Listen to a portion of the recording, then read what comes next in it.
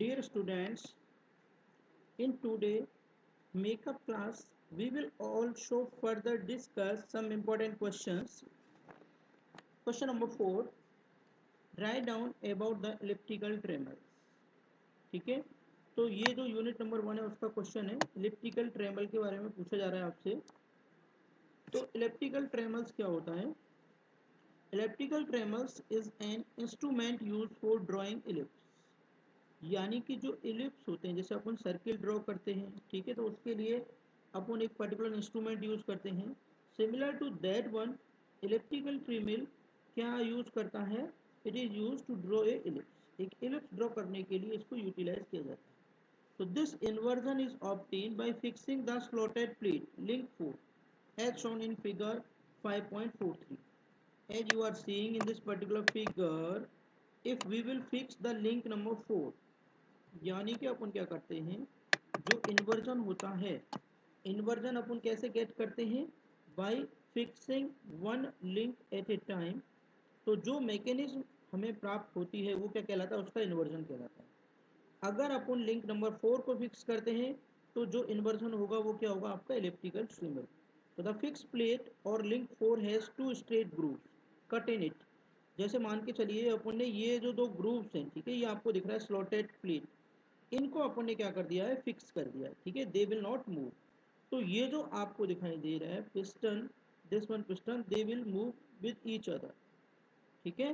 तो जब ये मूव करेंगे तो इस पर्टिकुलर ए बी लाइन पर ये जो पी पॉइंट है ये इस पर्टिकुलर पाथ को फॉलो करेगा and it will draw an ellipse. Okay, आगे बढ़ते हैं। The link 1 and link 3 are known as slider. तो जो लिंक 1 है, ठीक है, ये जो लिंक 1 है और लिंक 3, ये जो आपको दिखाई दे रही है, ये दोनों के दोनों क्या हैं बच्चों? These are the slider, this one, ये और ये, ठीक है, are known as slider from sliding pair with link 4। तो जो लिंक 4 है, देखो ये यहाँ पर स्लाइड करेगा और ये यहाँ पर स्लाइड करेगा, यानी लिंक, ये लिंक 3 और ये लिंक 1 लिंक 4 के साथ में स्लाइडिंग पेयर फॉर्म कर रही है, ठीक है। द लिंक ए बी यानी लिंक 2 इज ए बार, यानी ये जो ए बी लिंक है आपकी, ठीक है, ये क्या है? एक बार है, which form turning pair with link 1 and 3। तो लिंक ये 2 और 3 और लिंक 2 एंड 1, यहाँ पे क्या बन रहे हैं? आपके टर्निंग पेयर। और ये जो लिंक 3 4 के कांटेक्ट में और लिंक 1 4 के कांटेक्ट में, यहाँ पर क्या बन रहे हैं? आपके स्लाइडिंग पेयर। यानी कि इलिप्टिकल ट्रेमल में दो टर्निंग पेयर होंगे और दो क्या होंगे? आपके स्लाइडिंग पेयर, ठीक है। तो when the link 1 and 3 slide along their respective grooves, तो जब अपन बात करते हैं थोड़ा, अगर if we will go further, when the link 1 and 3 slide along their respective group, यानी ये आपकी लिंक 3 है और ये आपकी क्या है? लिंक 1 है। जब ये दोनों अपने रेस्पेक्टिव ग्रुप में स्लाइड करती हैं, and we will consider a point on the link A B, link A B पर अपन कोई भी एक पर्टिकुलर पॉइंट कंसिडर करते हैं, जैसे कि P, then this P will trace और move along this particular path. So this path is known as ellipse. इस particular path को अपन क्या बोलते हैं? इस particular path को we know as the ellipse. Okay. If we will go further, then I will take you to the next question.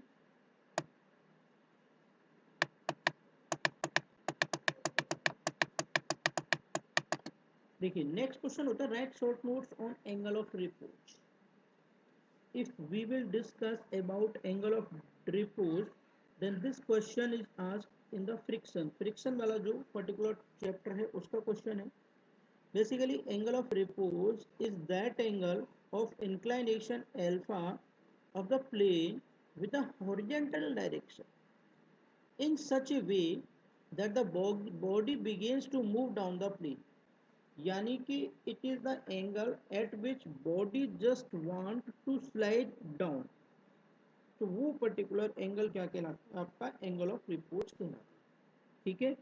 अब थोड़ा सा आगे बढ़ते हैं। सपोज अगर अपन कंसीडर करते हैं, थोड़ा सा आगे लेते हैं इसको, we will come in this particular figure.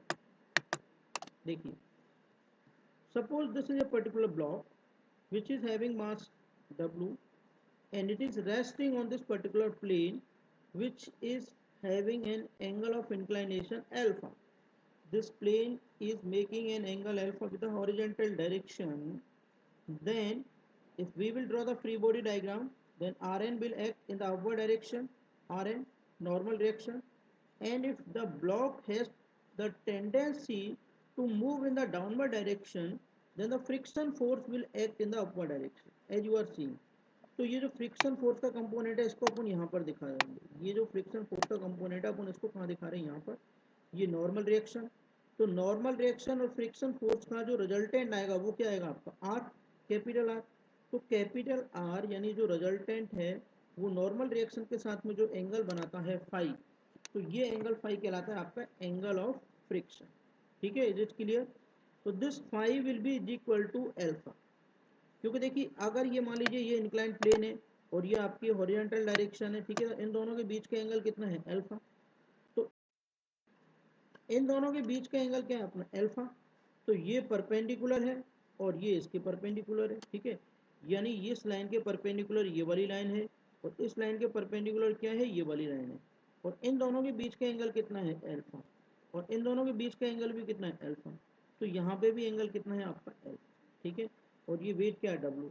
तो डब्लू का एक कंपोनेंट इधर जाएगा बच्चों डब्लू कॉस अल्फा, एक कंपोनेंट इधर जाएगा डब्लू साइन अल्फा।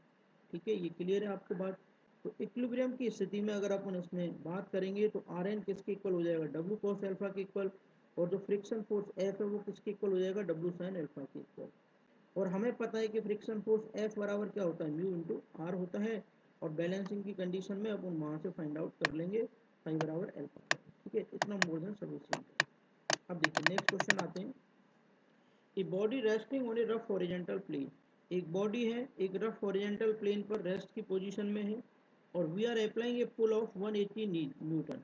एक 180 न्यूटन का एक पुल अपन अप्लाई कर रहे हैं which is making an angle 30 degree with the inclination. It was found that A push of 220 Newton, यानी अपन क्या कर रहे हैं एक पुश भी अप्लाई कर रहे हैं, मान लीजिए 220 न्यूटन का, inclined at an angle of 30 degree to the plane just move the body. यानी अगर अपन इसको पुल कर रहे हैं तो 180 डिग्री का फोर्स चाहिए, 180 न्यूटन का फोर्स चाहिए होता है, और अगर we are pushing it then we require a force of 220 newton. okay, as you are seeing in the figure, determine the weight of the body and the coefficient of friction।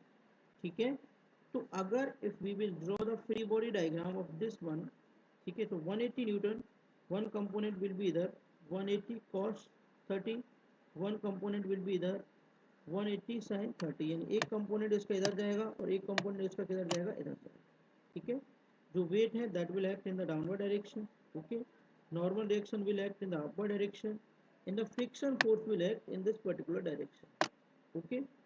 And if we will see in the equilibrium position, if we will resolve the forces in along and vertical, then we will further come, देखिए जो R N है that will be equal to W minus, okay, 180 sine 30, यानी कि इसका एक component इधर हो गया 180 cos 30 और एक कंपोनेंट इधर हो गया 180 sin 30। तो जो आर एन की वैल्यू है यानी R N plus this 180 sin 30 will be equal to W. और अगर अपने को निकालना है नॉर्मल रिएक्शन तो ये कितना हो जाएगा बच्चों डब्लू माइनस 180 sin 30। तो डब्लू माइनस 180 sin 30 की वैल्यू पुटअप की, then we will get W minus 90 newton normal reaction, okay. अब friction force F is equal to क्या होगा mu into R N. Mu की वैल्यू अपने को पता ही है, एफ इज इक्वल टू क्या हो जाएगा mu into R N, and we know that 156 is equal to mu into में W minus 90 degree, okay. Then we will get it 156 is equal to mu into में W minus 90, ठीक है। तो R N की value अपन ने यहाँ से पुटअप की W minus 90 and we will put it here and we find out the value of coefficient of friction. यानी अपने को एक म्यू और डब्ल्यू में एक इक्वेशन गेट हो गई, ठीक है, ये इक्वेशन नंबर 1 आ गई। Now let us consider a push of 220 newton. Now we will consider this diagram number 2 and in this diagram number 2 we will also draw the free body diagram of this particular diagram। अब यहाँ पर 220 newton का force है, इसके दो component होंगे, एक component इधर जाएगा इन द डाउनवर्ड डायरेक्शन और दूसरा कंपोनेंट किधर जाएगा ये इधर जाएगा, ठीक है। और इसको भी अगर अपन बैलेंस करते हैं तो यहाँ पर देखेंगे कि यहाँ पर देखिए इसकी टेंडेंसी इधर जाने की रहेगी, तो फ्रिक्शन फोर्स इधर वर्क करेगा। ठीक है, तो जो फ्रिक्शन फोर्स की वैल्यू है वो बच्चों किसके इक्वल होगी, 220 cos 30, क्योंकि अगर ये एंगल 30 है तो ये एंगल भी कितना होगा 30। तो एक कंपोनेंट इसका इधर जाएगा 220 cos 30 और एक कंपोनेंट जाएगा डाउनवर्ड डायरेक्शन में 220 sin 30। तो जो हॉरिजेंटल वाला कंपोनेंट है वो इस फ्रिक्शन फोर्स को बैलेंस करेगा। Then F will be 220 cos 30, देन यहाँ से अपने को मिल जाएगा 190.5, यानी we will get the friction force. अगर अपने को फ्रिक्शन फोर्स मिल गया तो ये क्या होता है, म्यू इंटू आर एन। ठीक है, अब देखिए रिजॉल्विंग द फोर्सेज वर्टिकली, अगर मान लीजिए इस पर्टिकुलर फोर्स को अगर अपन क्या कर रहे हैं वर्टिकली रिजॉल्व कर रहे हैं, तो R N will be equal to W plus 220 sine 30। अब देखिए यहाँ पर ये प्लस आ रहा है क्योंकि वो डाउनवर्ड डायरेक्शन में फोर्स है।